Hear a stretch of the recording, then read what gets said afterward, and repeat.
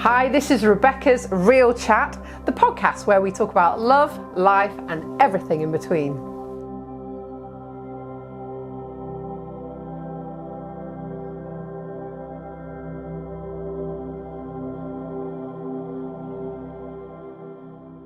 Hi, this is Rebecca's Real Chat and welcome to my brand new podcast. And today I'm going to be talking to the very loving live, lovely Laura Carter.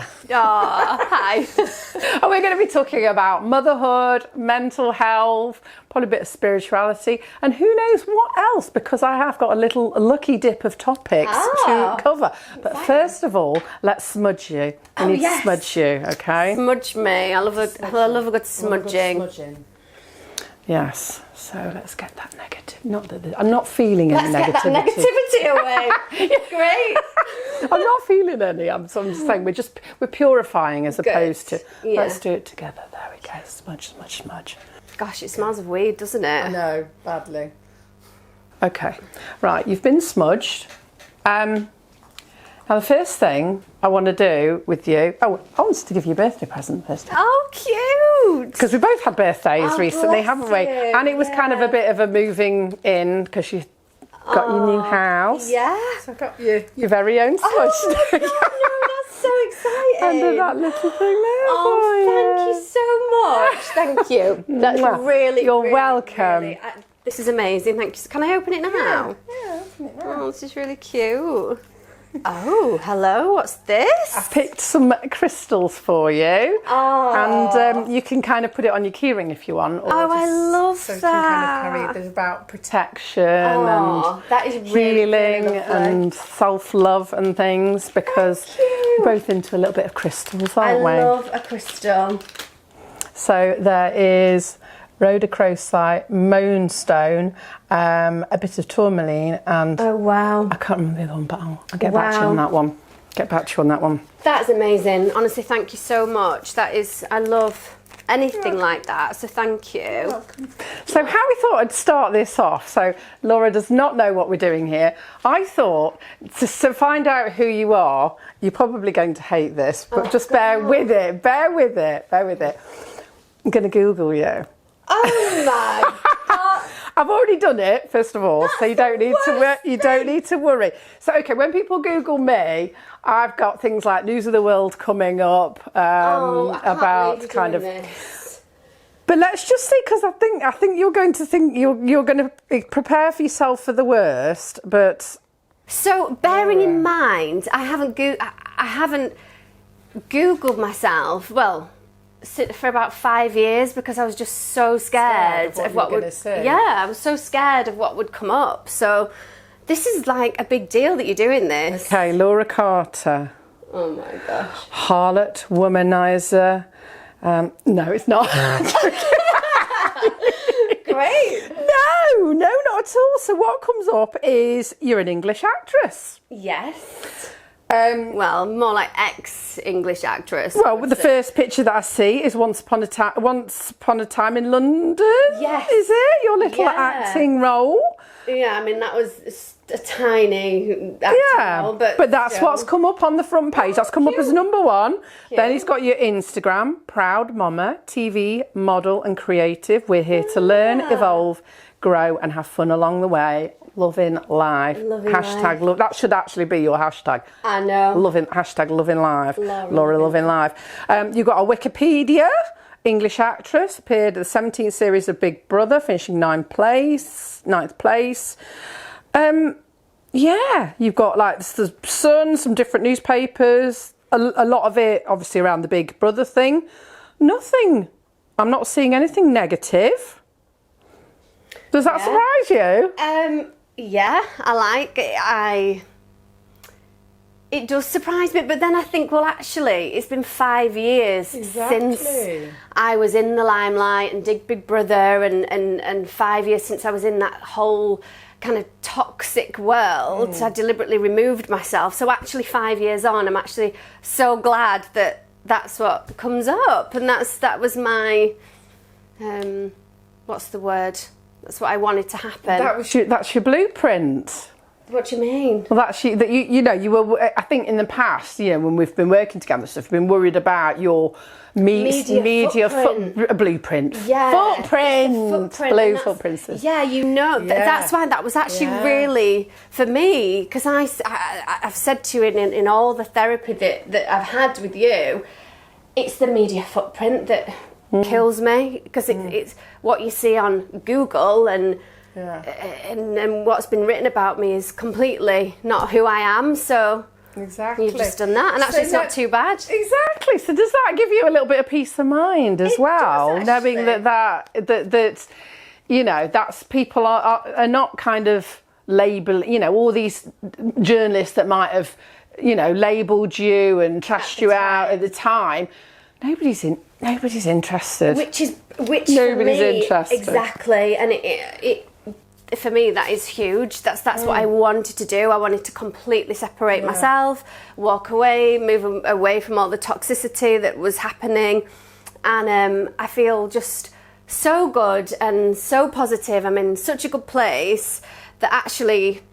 That's really cool, actually, that you've Googled me, and it's really not, it's not so bad. No, and it's kind of, how they say about newspapers, they say, it's tomorrow's fish and chip paper. Yeah. But it kind of, this is the digital version of that, isn't it? I don't know whether to go into random topics or whether to do an oracle card. Would you like? You choose.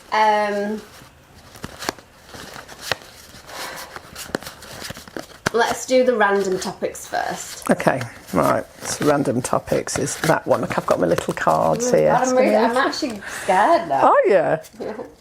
So you don't have to, if there's one that you think, I don't want to do that, you don't have to. It's just ideas of, but you can't look. I don't know whether you should pick or I should pick. You pick. Okay, right. I'm just going to... That one. Okay. Oh, worst habit. What's your worst habit? My worst habit. I don't think I have anything physically, but I am an overthinker.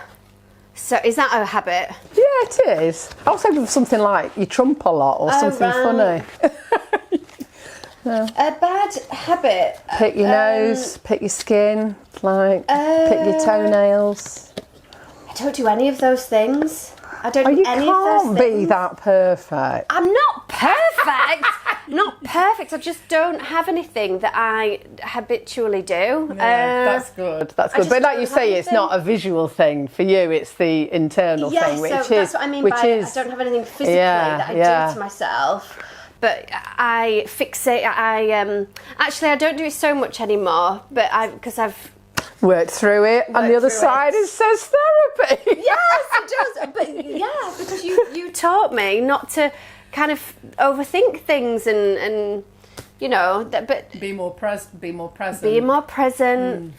And you know what? I sleep so much better now because I always overthought. What is it? I love overthink. I say overthink. I always overthink at night.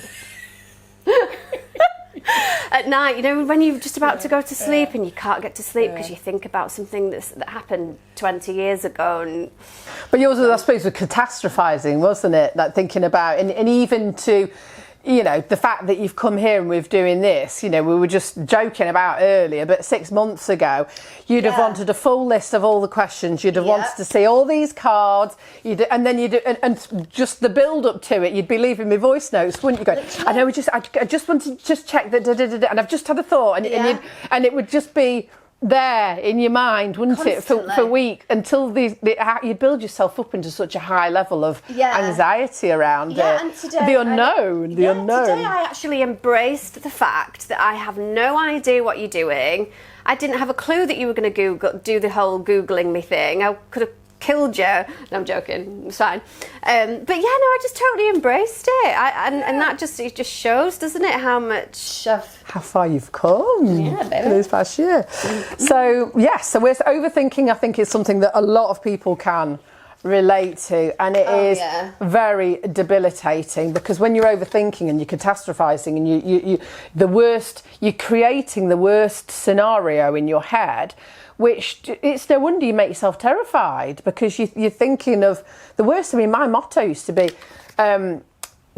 prepare for the worst, then you won't be disappointed. We talk about negative. Wow. No, I'm not. That's what it was. So it's, and it really is about switching that mindset, because every time I have pushed myself out of my comfort zone, it's never been as bad as I imagined it to be. And also, overthinking is actually goes against everything that I kind of preach to everybody and myself, because I'm such a good manifester. I love to manifest things, and I love to think positively and always look on the bright side. And I feel like overthinking, you create a narrative in your mind that's not even real. And you go down. It's almost like you go down a rabbit hole with all these things, and then actually manifesting. But what if this, and then what if that, and what if that, and then it's layering on which layering is ridiculous. on layering, isn't it? So You and the Power of Now by Eckhart Tolle, you and that book were the two things that just made me think, that made me realise, live in the present, don't overthink anything. And my God, it's a game changer. It is a game changer. Yeah, absolutely. That's really cool. Right, what else have we got in my little cards? God knows. I dread to think. I actually dread to think. Trolling. Oh, trolling, okay. Have you had much experience of being trolled? Yes, I have. When I came out of Big Brother. Of course. Yeah, I came out of the house, was given back my phone, and can you imagine going through my Instagram, my Twitter, Facebook, forums, like literally it felt like the whole world all had their opinion, all had their view. A lot of it was negative. So yeah, I would say that is trolling. Would you? Yeah, definitely. Yeah. So definitely. But what I did, even back then when it was such a horrendous time for me, I chose not to read it. I chose not to read it. Every time something was written in the Daily Mail, even if it was something nice, even if, I mean, they never did write anything nice, but even if it was, I know, the worst thing you can do is read the comments beneath the article. Yes. The comments are the worst. Who writes these comments? Yeah. But I was quite strict with myself not to read any of it, because I just thought, you know what, this could actually end up, well, I was so damaged anyway with the whole experience, that would have just tipped me over the edge. So, but the problem is, for people that get trolled, there's actually no getting away from it, because especially with, I think Twitter's the worst. Is it? I think Twitter, oh my God, yeah, I feel like Twitter, everybody has their opinion. I just completely stay away from it. But, you hear about celebs coming forward all the time saying that, they can't even go in the DMs without seeing trolls, and you just got to feel sorry for the people that are writing it. Do you think that they're mentally ill, the people? I do. Because I couldn't sit and write something horrendous about somebody. I'd rather, I can't rationalise why somebody would take time to actually write something bad about somebody to make them feel bad about themselves. No, yeah. Who would do that? Yeah. Somebody that's obviously really unhappy with their own life and is projecting onto others. Yeah. But in the most extreme case, and thankfully it didn't happen to you, but in the most extreme case, we're talking like people, suicide. Look at Caroline Flack. I know. All that media stuff. We do not know what the story was around that assault that happened. And everybody just literally jumped, jumped on it, and it was just, Yeah, and then you've got a lot, and she's not the only one, is she? I mean, it's kids.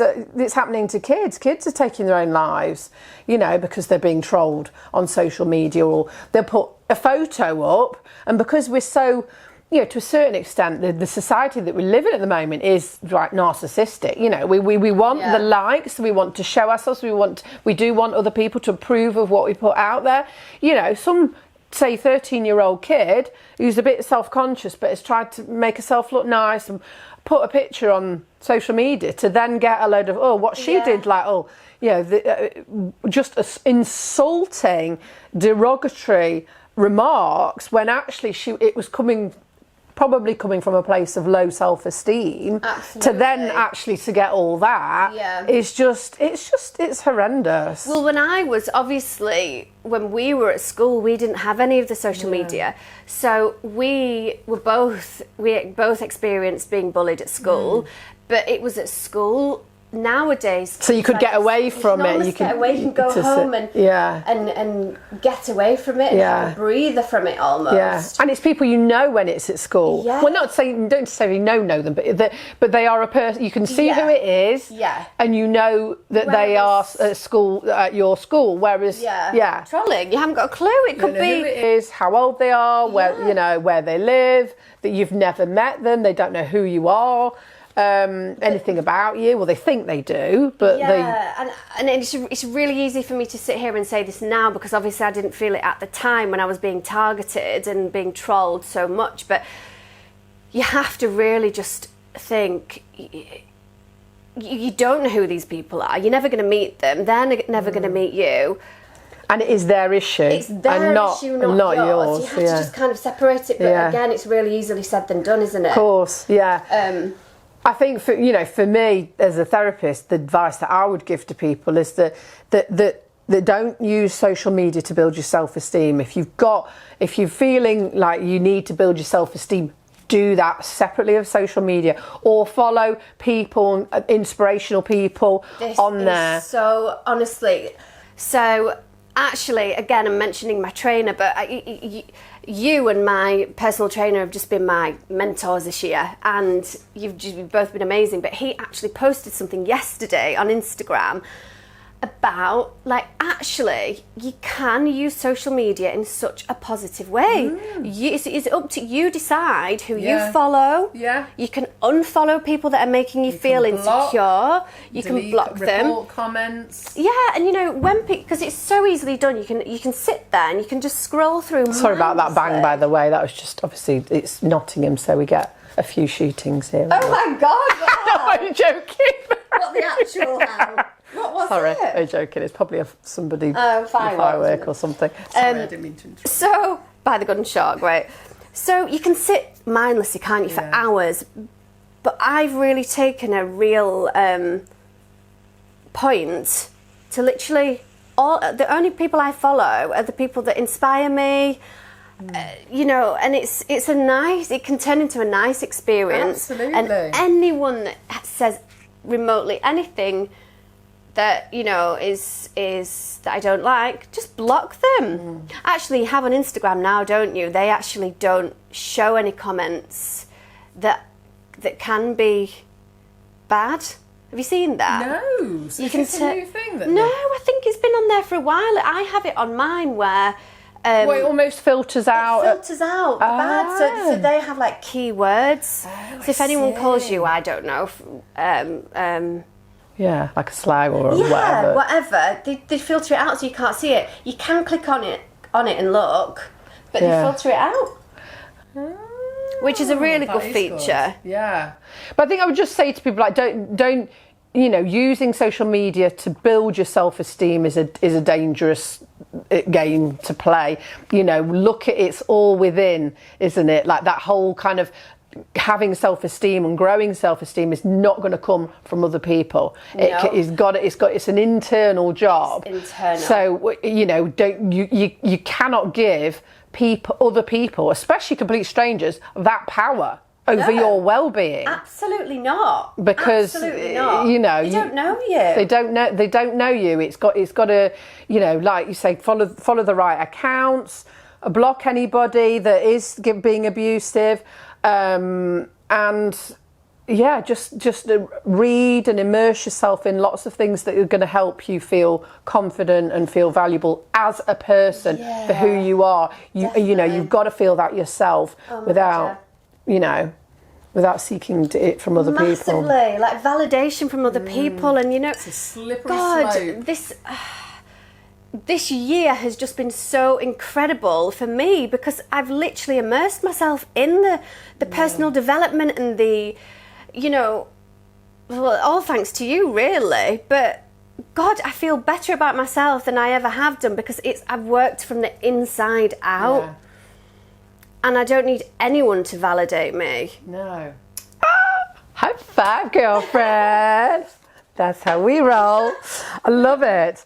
So that's trolling, not very nice. What do you think about beauty pageants? Oh, well, I started when I was 18. Yeah, I did. This is hilarious, but I won Miss Bradford. Did you? Miss Bradford. Miss Bradford. No, I won Here that. She is, love alive.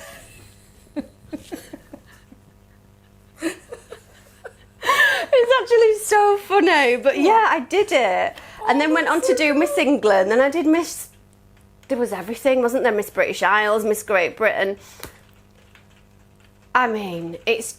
I'm sorry to say that, but it's just all one big setup, really. Is it? What is it all? Do they kind of? It's all about your sponsors and who's sponsored you. Is it? So it's money. The most money, and yeah, of course it is.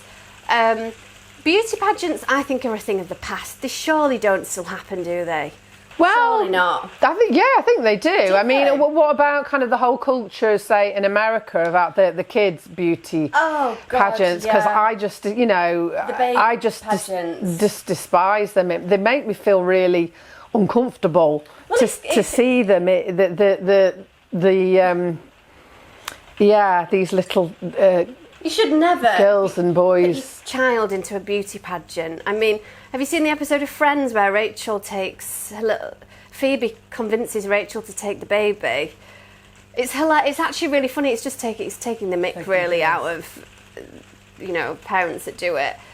But doesn't it tie into really what we've just been talking about? Because you're seeking validation from other people, and it's also about how you look. I know you've got to be able to perform and do things as well, I mean, but it's... Yeah, when I did the pageants, it was all about, we had to do, I sung, these boots are made for walking. I was actually really good. Yeah, I really loved it.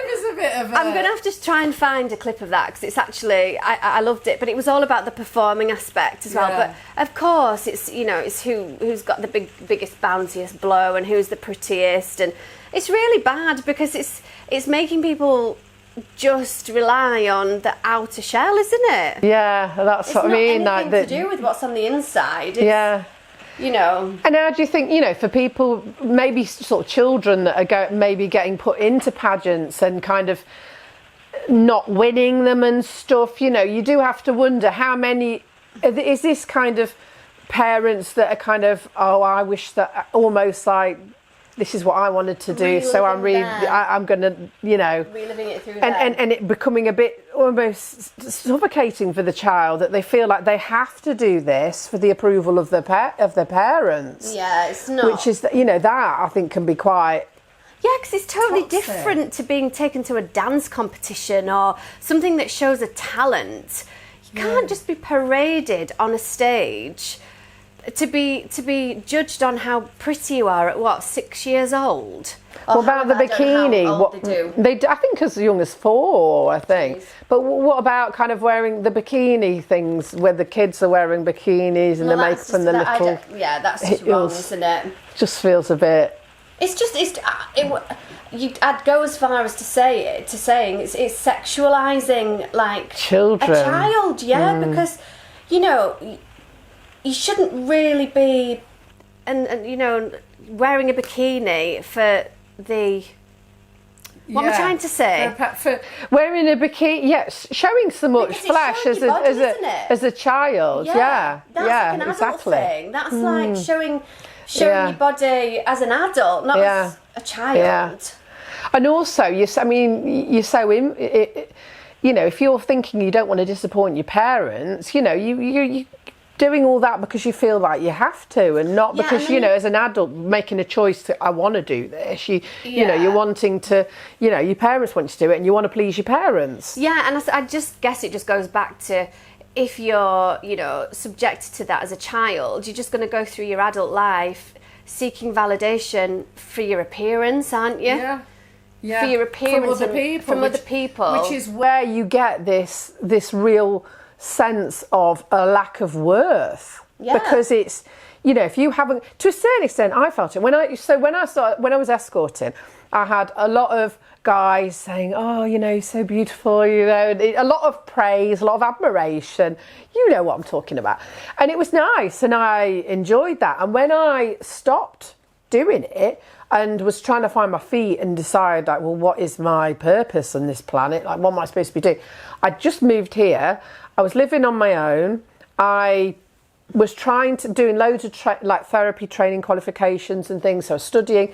So yeah, being at home, not being in a working environment, not being around lots of other people, social media wasn't quite as big as it is now. But it was really... You probably missed that. I missed that validation. Yeah, because but that's when I realised that I had to do a lot of my own therapy, because I was thinking, I feel really low and really like there's something wrong with me because I've not got admiration from other people. Yeah. So I was kind of, it hadn't occurred to me that would happen for me, but I really kind of noticed it for a whole year, and I was like, doesn't anybody find, you know, I wanted people to tell me that they found me attractive and that they wanted to take me out on a date or whatever.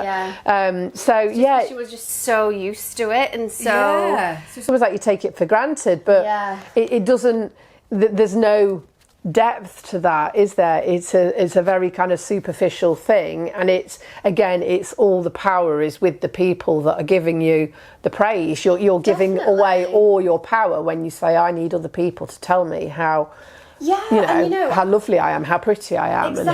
And you know, we're all going to get older as well, and you know, you can't rely on your looks, because actually as you get older and you're not as fresh and youthful, then you're going to be really sad, aren't you? And miserable.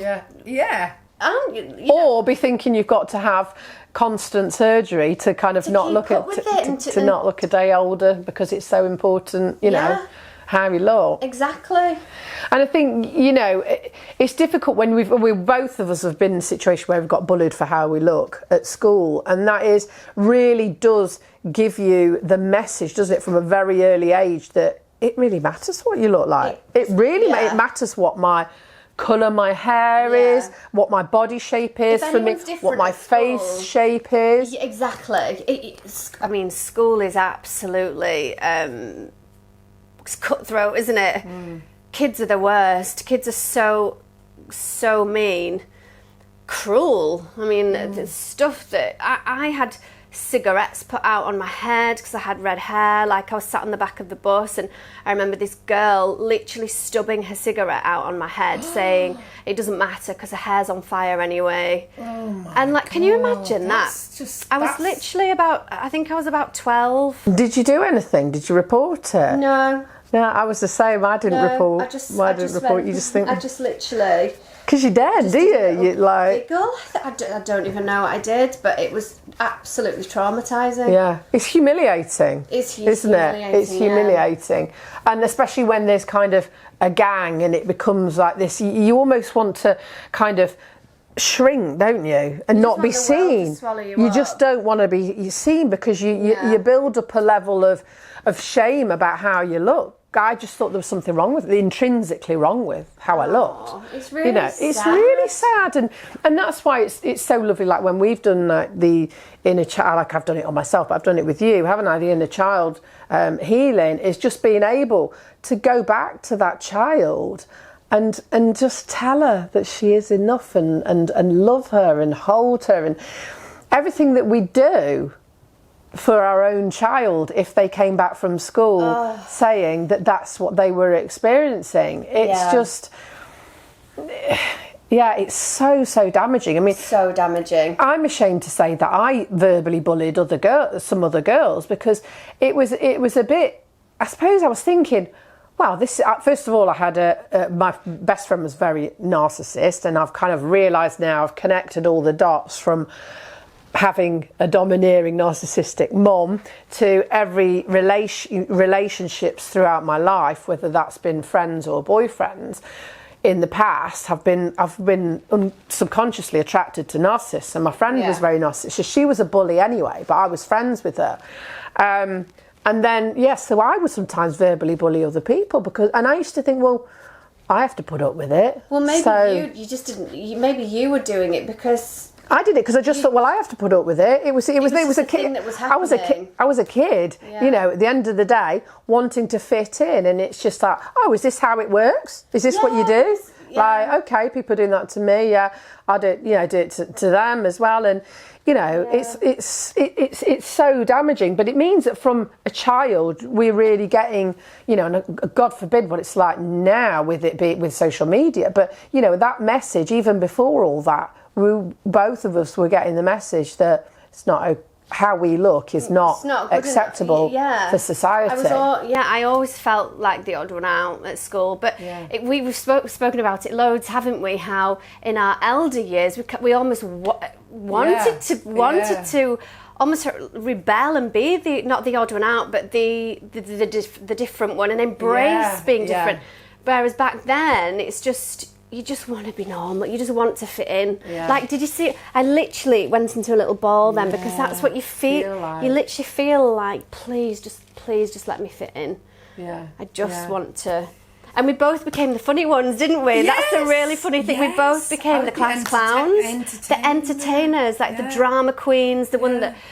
The ones that were making everybody laugh. Yes, it did. And in turn got really popular through the funniness. Yeah, that was it, because I was popular. Yeah. But it was actually boys that bullied me. But with girls, I was really popular. Like the girls. I think it was the girls. There was a couple, but mainly it was the boys that bullied me. So yeah, with the girls, I was really popular, and you just find a way. You're a kid. You're trying to find a way to fit in, aren't you? Yeah. It's so, now as adults we can look back and we can say, actually, we were born to stand out, baby. That's the thing, like, and it's the strength of that. God, if you don't fit in, and showing that kind of non-conformity for both of us, I feel, has actually been a real strength. Yeah, the fact that we haven't fitted in, that's the uniqueness. Yeah, I don't want to be, neither of us are crowd followers. No. We've got our own mind. We want to do our own thing, and we're not in any system. We're not in any we live our life. We do our own thing, and actually in our adult lives, well, now it's taken me until now to be. I'm just so confident with doing my own thing and being my own person and being different. If people think that I'm different, then being you, being me, you're unique, and authentic. Unashamedly, authentically, you making no apologies. No. The whole thing for you with Big Brother and having that, and for me, things that I've done. We're not perfect. We're human beings. We wouldn't be normal people if we didn't have times in our lives where we felt ashamed, where we felt like we'd let people down, where we've, all those things are all just part of growing up. Exactly. And life's journey. Exactly. And like it says on my Instagram, we're here to grow, to learn and to evolve. You can't just be stagnant in life, can you? Because then, you wouldn't be learning any lessons. You wouldn't be moving forward. You wouldn't be growing spiritually as well. Yeah, yeah. And a lot of people do, don't they? A lot of people fear about going out of their comfort zone, don't they? So that fear does stop a lot of people from growing. But actually, that is the only place where there is growth. The 100%. Only place there is growth is when you allow yourself to feel uncomfortable, because you wouldn't have done this like 6 months, a year ago. You did your first live with me on Instagram, didn't you? And again, you wouldn't have done that. No. This is the third time we've done sort of filming, and you've even started putting silly funny bits out on you know, social media, like real stuff. And you wouldn't have done that before. No, and it's really funny because people, the kind of people that would Google me or knew me from Big Brother would say, hang on a minute, you don't like you're actually scared to be in front of the camera. Yeah, I'm petrified. I'm absolutely petrified. Well, I was petrified. Yeah. So scared because of all the horrible judgment and everything I had before. But now it's just, yeah. You're just a pro. You're just an old pro, aren't you? So talk to us about your, what's exciting, what's in the pipeline for hashtag Laura Loving Life? Laura Loving Life. Well, I'm setting up my own YouTube channel actually, which I've told you about, haven't I? Hot off the press, you heard it here first. Yeah, I just think that everything's kind of gone digital now, hasn't it? Yeah. Everything's online, everything's digital. I've had so much work with you that I feel like now is the chance to kind of really get my voice back and really share my story, share my experiences, and do it in a way that I actually finally feel like if I was to... You're in control, and if I was to talk about my experiences, I'm not going to get lynched at like I probably would have done before. Yeah. Also, you've got a bit of armour now as well, haven't you? Absolutely. You're a bit of armour. Nobody can... I literally feel untouchable because of all the work that I've done within myself, though. I feel like you can't... What is the saying? I was going to say, you can't break a broken woman, or something like that. But I feel like I've been through it all before. Yeah. I've been hung out to dry. Yeah. I've been buried alive, and now I'm literally at a point. Could you do to exactly. Me now I'm at such a good place in my life where I'm like, actually, I'd love to set up a YouTube channel. It's going to be, you know, all things like motherhood. People ask about my training. Little things like my skincare, what I use, and it's just nice. Like I love, like even though I used to hate it, like now, like I love doing stories and I do lives on TikTok and things. And people say to me all the time, people say, "Oh, you should set up your own YouTube channel." So I am. So you're doing it. Yeah. How exciting. When can we expect? Have you got like a launch date? No, I'm not going to I'm not going to have like almost, I'm not going to make it into a big kind of launch thing. I'm literally just going to, I'm going to film my first set of videos in a couple of weeks. I'm going off to Dubai then and living my life, of course. Laura Loving Life. So probably this year, definitely. Yeah, definitely this year. I'm excited for you. Yeah, I like having projects as well. I haven't had anything like that for a while, and you know, I've really stayed away from. I've been asked to do other reality TV shows, like other things on TV, and I've said no to everything. Yeah, because I haven't been ready, and I don't want to. And also, you're not in. You know now from experience that you're not in control of how it's edited. Exactly, and I'm not willing to put myself ever in that position again. To open to be so open and wear my heart on my sleeve and to be taken advantage of. I'm not doing it. I would never do it. I wouldn't do another reality TV show if you paid me. No. And I think the other interesting thing about that is, you know, I correct me if I'm wrong, but I bet there was a lot of kind of slut shaming around the whole thing with Marco with Marco, and it's like that really grates me, the fact that women are. It's always the women. And it's always a lot of the time it's women that's doing it. It's women that are shaming women, and you're like, why can't we be? Why should we not be sexual? I know. Why should we not enjoy sex and be overt with our sexuality? And to make other people feel comfortable, we should be, you know, not showing our sexuality. Yeah. You know, that's a whole thing in itself. But you know, anybody that's slut shaming, it makes me, you know, I think we've got a long way to go. How will we ever lose that stigma? I don't know. I was watching a documentary about what was the writer called. There's the famous Hollywood star, and then there's the sister who's a writer, and she did all the sex novels. She did all the. Do you know her name? Jackie Collins. Jackie Collins, that's it. Yeah, so I was watching a really interesting documentary about her. She was absolutely, like, she had a really hard time because people were saying, you're a woman, how can you be writing about sex? Yeah, and she was like, hang on a minute, like, what on earth? So after she passed away, there was a whole big thing on this documentary that I was watching, you know, women saying that actually she empowered women to come forward and be like, well, actually, we're sexual beings as well. It's not just men. Why should we feel like we can't be sexual? Why should we have to be, you know, why should we have to suppress our sexuality so that we're not judged by the men that are actually wanting to enjoy our sexuality? It's like, it's a real fucked up. It is really fucked up. Mind, you know, and then just when you hear it, it's almost like when somebody cheats as well, or if there's an infidelity situation, then you get the woman is calling out the woman that slept with her husband or whatever. Never the man. She's never the man. Yeah. You know, well, she knew he was married. She just owes you nothing. Yeah. Like, you know, if it's a friend, you know, that's different. You've got personal relationships with them, and equally you should be pissed off with both. Yeah. But when it's somebody that you don't know, obviously I was working as an escort, so sorry. Jesus. Knock yourself out. Spiked in the head mid-podcast. That's like a little microphone thing, isn't it? No, it's not. Oh God. It's always the woman that gets that springs from jealousy in the woman. You want to target the other woman because it's almost like you've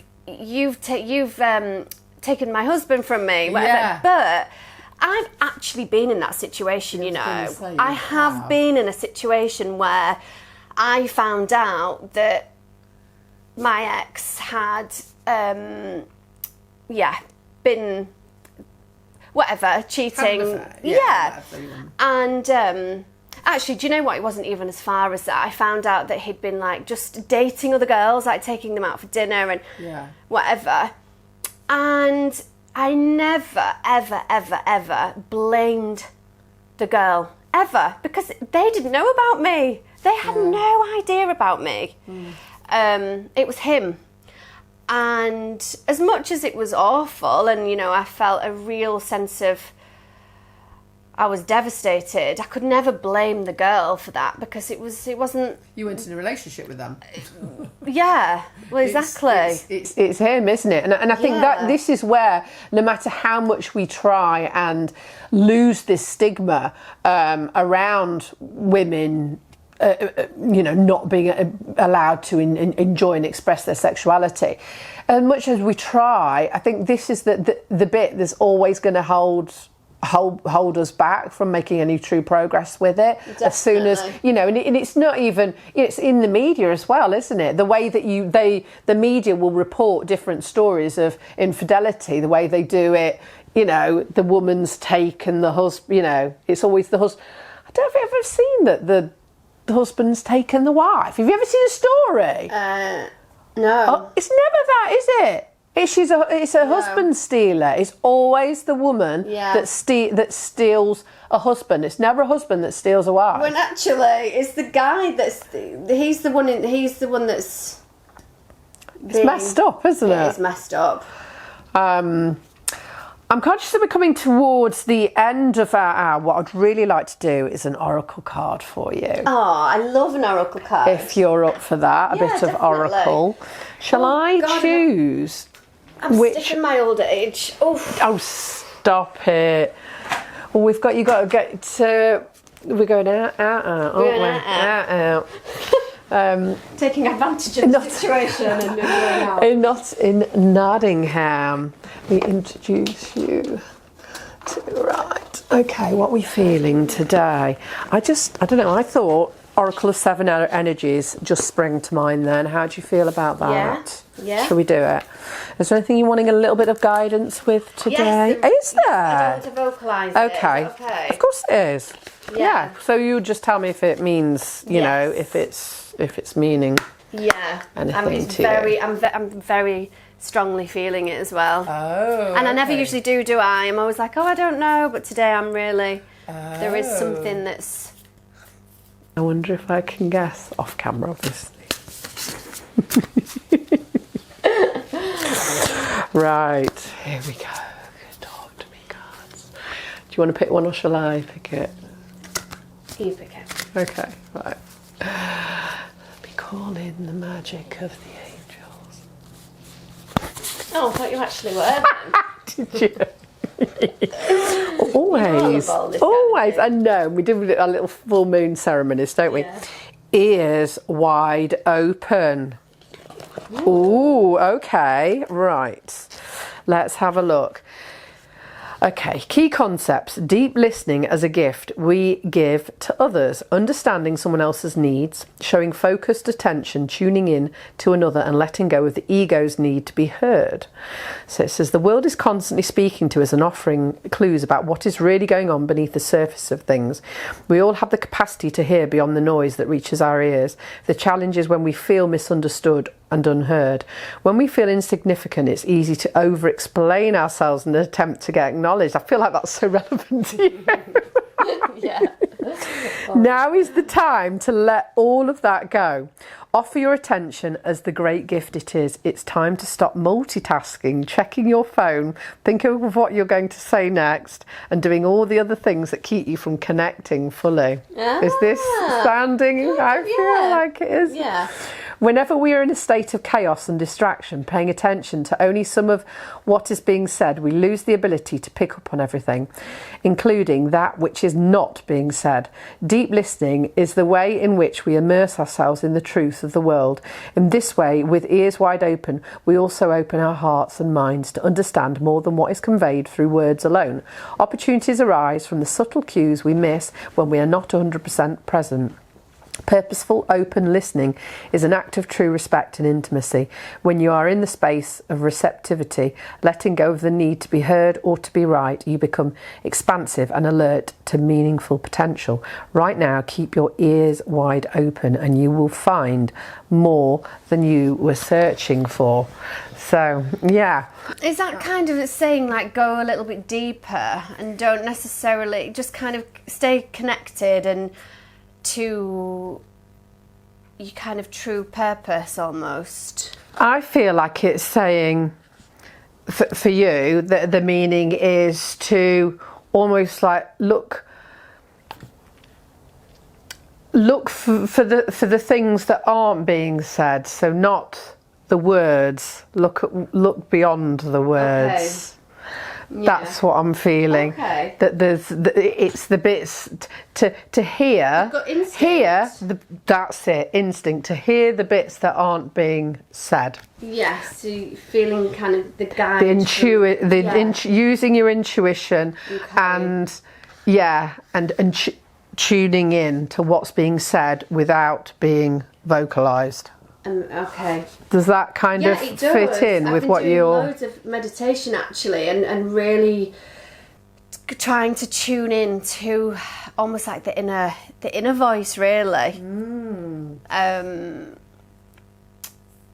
Yeah, so it does. Hopefully that's helpful.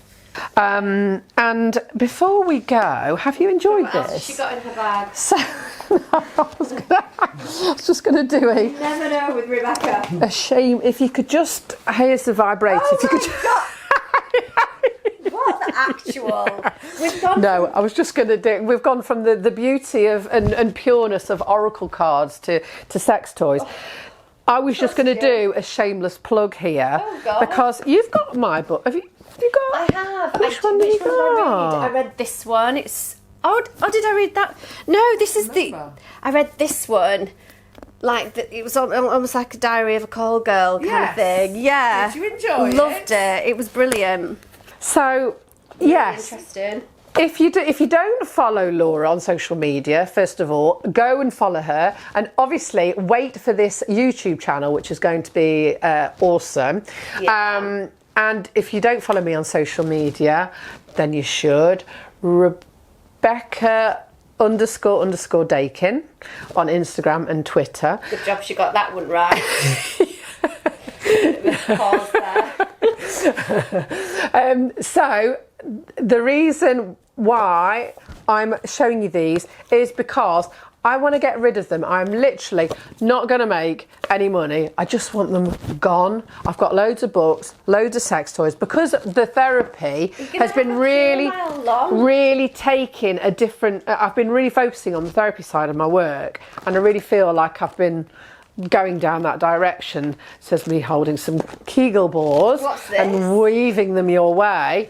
So they're Kegel balls to tighten your vaginal muscles. Oh wow. So what I'm doing is I'm literally giving away Lucky Dip free gifts with every book purchase from my website or my Instagram shop. So it's 101 sex tips, or my autobiography, The Girlfriend Experience, which is just about my life in the sex industry. So some funny stuff in there, some stuff about family and everything.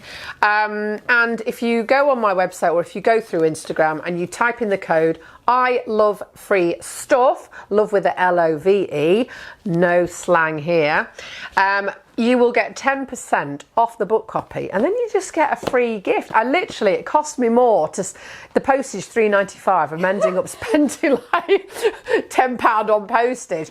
But some of these toys and things that I've got, you literally get free stuff with it, so you're not kind of paying for the book really. Some of the toys are worth up to 40 quid. So go and check it out. I hope you've enjoyed this podcast. I'm kind of playing with the format, and love you to have any comments about Laura loving life. Nice ones only, please. Nice ones only. Thank you for watching, and I will be back soon.